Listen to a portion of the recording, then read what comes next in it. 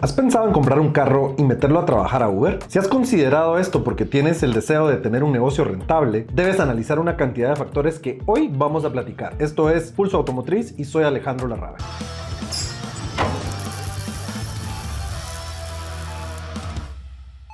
Existen varias plataformas que hacen un servicio similar al de Uber. Puedo mencionar algunas como Django, InDriver, Didi, Cabify, Lyft, entre otros. La realidad latinoamericana es que cada vez más estamos utilizando este tipo de servicio y este tipo de solución. Pero, ¿qué tan rentable es ponerlo como negocio y participar del negocio? Hoy queremos hacer un análisis de esto, entendiendo cuáles son, las cifras y cuáles son los resultados que puedes tener y esperar si decidieras invertir en un negocio como este. O cómo prevenir para hacer más probable que tengas ganancias.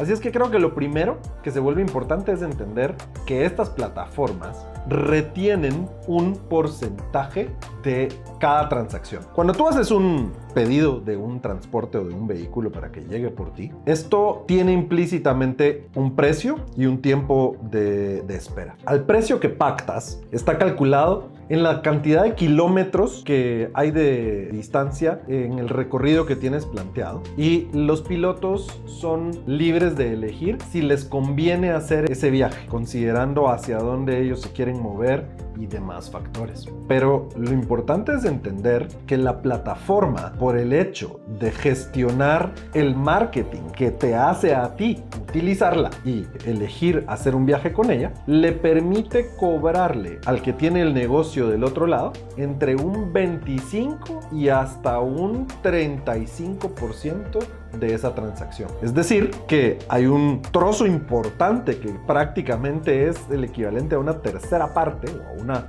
cuarta parte de esa transacción, que de inmediato se va a quedar en la plataforma, pues simplemente porque te están ayudando a hacer que este negocio funcione. O sea, quiere decir que de los $10 que yo pago de mi viaje, si le cobran el 25% al piloto, eso significa que el piloto solo va a recibir $7.50. Sí, es exactamente así. ¡Wow!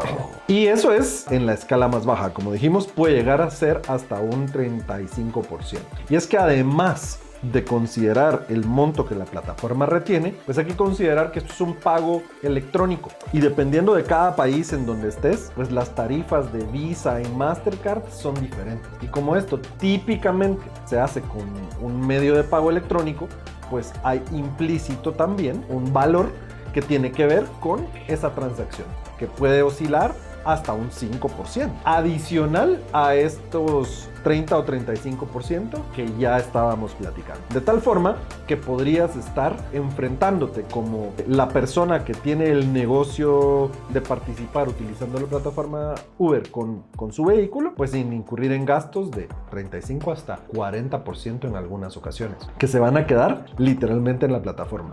A ti te toca cubrir todos tus costos con el 70-65% restantes, ¿verdad? Que eso definitivamente es con lo que tendrías que poder lidiar. Ahora, si entendemos esa estructura de ingresos, pues bueno, queda muy obvio que para las plataformas es un negocio redondo, pero ¿es igualmente un negocio redondo para las personas que tienen estos negocios? Bueno, creo que lo primero que hay que diferenciar es que no es lo mismo ser el piloto que también es el dueño del vehículo, que cuando tú tienes un vehículo que compraste para ponerlo a trabajar y que además vas a tener los costos de un piloto a los cuales le tendrás que pagar.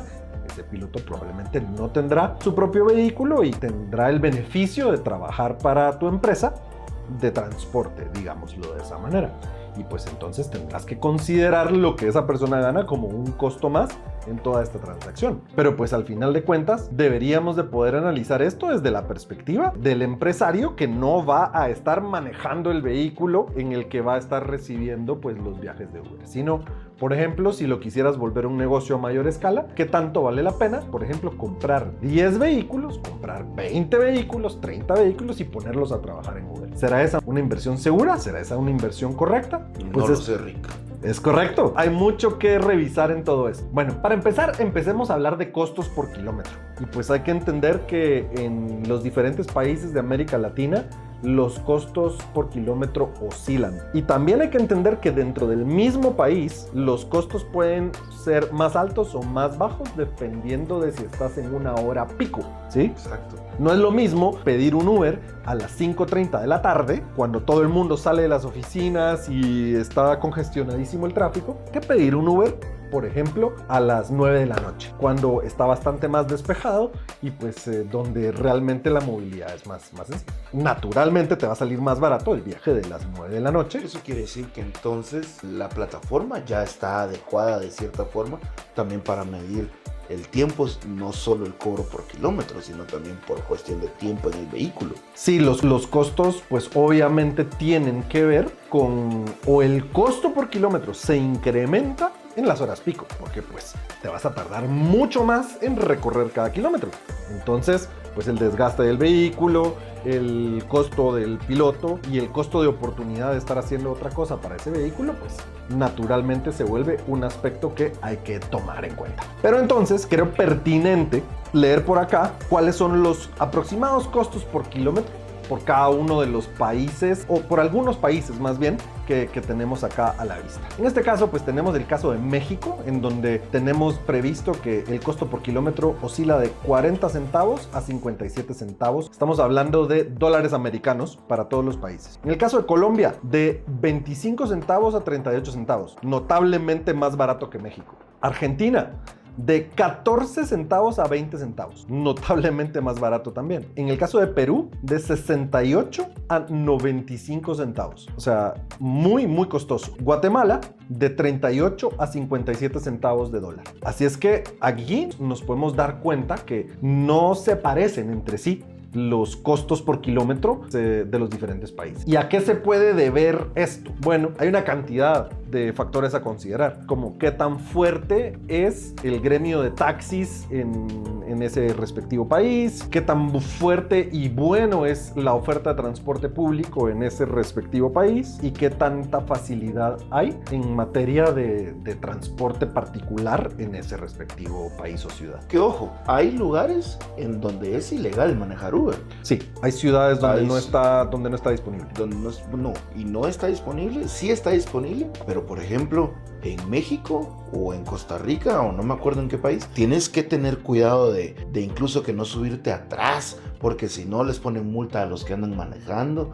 Se ha vuelto bien, ¿cómo se llama? Bien piratería, si es lo querés ver así, porque la gremial de los taxistas ha peleado por eso. Sí, hay fuerzas que contraponen, digamos, en la economía, fuerzas pesadas en la economía que contraponen a este tipo de plataformas y que de alguna u otra manera pues han logrado ganar ciertas batallas y que las autoridades pues han tenido que lidiar con eso y otorgarles, digamos, ciertas... Es decir, en un aeropuerto siempre vas a tener el lugar de los taxis que es más privilegiado y más fácil llegar a él, y el lugar de los Ubers que es casi hasta afuera, digamos, más lejano, pero pues sin duda alguna. Y tienes razón, hay algunos lugares en donde ni siquiera es permitido, pues por las regulaciones locales, digamos, el que pueda existir este modelo de negocio.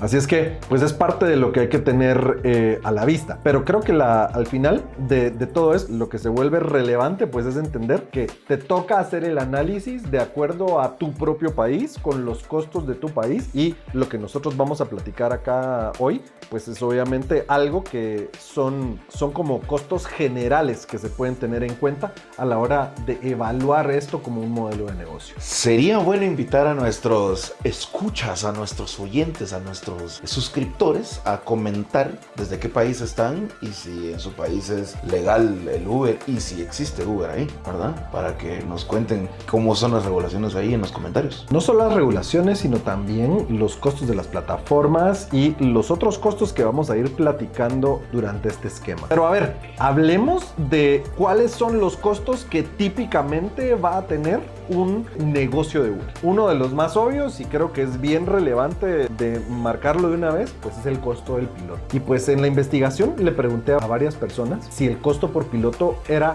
un costo por kilómetro o un porcentual o un valor variable, digamos, de que se fuera por kilómetro o por dinero recibido, o si el costo del piloto pues era un costo fijo. Y la verdad es que encontré de las dos, ¿verdad? Hay personas que están pagándole al piloto un salario, podría ser un salario mínimo, digamos, o un salario por hora. Y entonces, pues el piloto dependerá de cuántas horas esté operando el vehículo, pues así estará propenso a ganar más o menos. Y existen estas otras personas que habían hecho el trato con el piloto de una manera porcentual, por kilómetro o por ingresos recibidos, en cuyo caso pues se hace un cálculo diferente en ambos casos. Pero hay que tener en cuenta que dentro de las variables de los costos pues es de los grandes. O sea, estamos hablando de que un salario mínimo para todos los países de Latinoamérica varía, pero anda oscilando desde los 300 hasta los $500 aproximadamente el salario mínimo en los diferentes países de Latinoamérica, con algunas obvias excepciones donde sabemos que pues es muy distinto, ¿no? Pero creo que la clave es eso, entender que el ingreso del conductor es casi tan grande o más grande que lo que la plataforma se lleva, ¿sí? Entonces, hablando desde la perspectiva del negocio, ahí ya se te está yendo pues fácil un 50, un 60% entre plataforma y piloto. Wow. Sí, se pone interesante, ¿verdad? Yo he sabido de gente que se evita tanta cosa y lo que hace es cobrar un arrendamiento semanal por el vehículo. Bueno, entonces ahí cambia, porque el modelo de negocio del dueño del vehículo pues es ese arrendamiento, y el que se convierte en el negociante que está ganando con la plataforma pues es el piloto, que está teniendo el costo de ese arrendamiento, y todo lo demás pues es para que lo gane él. Entonces, con eso en mente, el siguiente costo más relevante es el costo de combustible, ¿sí? Que obviamente entendemos que va a haber que analizarlo por kilómetro, porque pues básicamente los vehículos tendrán que poder enfrentarse al hecho de tener un costo predecible de gasto de combustible por kilómetro. Ahora, esto obviamente arroja la natural conclusión de que no es lo mismo meterse a hacer Uber con una Suburban que con un Kia Picanto. Sí. Definitivamente. ¿Verdad? Así de simple, ¿verdad? Entonces, el tema del vehículo, la motorización del vehículo, la eficiencia de combustible del vehículo, se vuelve uno de los aspectos más importantes para poder hacer que esto sea rentable para el dueño del negocio. Y luego está el tema del mantenimiento y las reparaciones. El mantenimiento es un costo predecible, pero el de las reparaciones, ese es un problema clave. Y ese es el dolor de cabeza central de las personas con las que platiqué. Porque lo que me contaban es que, pues, cuando los pilotos no son el dueño del vehículo, no lo cuidan igual. Lo que no nos cuesta, hagámoslo fiesta.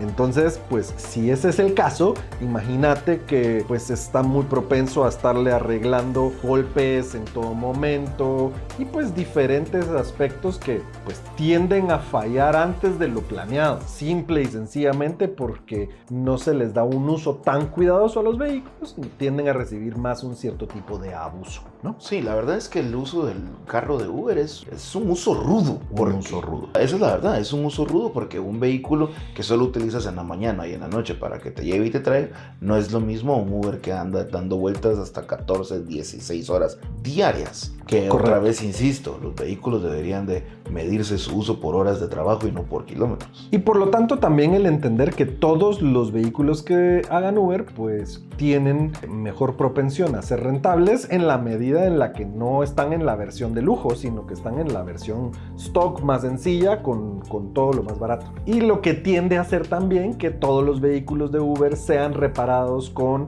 repuesto de bajo costo y con la mano de obra de más bajo costo posible, lo cual hace que obviamente también pues duren un poco menos, ¿no? Que sean desechables los pobres carritos. Exactamente. Y pues bueno, luego tienes costos como seguro, licencias, que pues habrá que tener en cuenta, ¿verdad? Si no tienes seguro en un carro de estos, no te va a durar el negocio porque vas a tener un problema de un choque o una cosa similar, una colisión, y pues vas a tener dificultades con el asunto. Y pues bueno, por último viene el último de los costos que necesitas tener a la vista, y es si estás pagando financiamiento por ese vehículo. O sea, fuiste a comprar un vehículo y no tenías todo el dinero para comprarlo y estás pagando mensualidades para poder pagarlo, bajo la suposición de que tu negocio de Uber va a ser suficientemente rentable para pagar por todos los costos, incluyendo la letra o la amortización mensual del vehículo. Entonces, cuando eso ocurre, es cuando de verdad se aprietan por completo los costos de una operación de este tipo, y realmente el que sea o no sea negocio se empieza a convertir en un aspecto que ya queda en cuestionamiento. Y entonces, pues nos queda nada más que entender que, de acuerdo a los números que revisamos, uno, el vehículo debe de tener una motorización menor a 1200 centímetros cúbicos, digamos, pensando en que haya mucha eficiencia de combustible y bajo consumo, ¿no? Mantenimiento de aceite regular, o sea, más económico. También. Otro aspecto importante, que el vehículo sea menor a 5 años. Es decir, vas a tener que tener un vehículo que no sea tan viejo, porque si es un vehículo pues muy viejo, vas a estar incurriendo en reparaciones, digamos, ya no solo en mantenimiento, sino en reparaciones. En reparaciones periódicas. Que van a reducir drásticamente tus ganancias.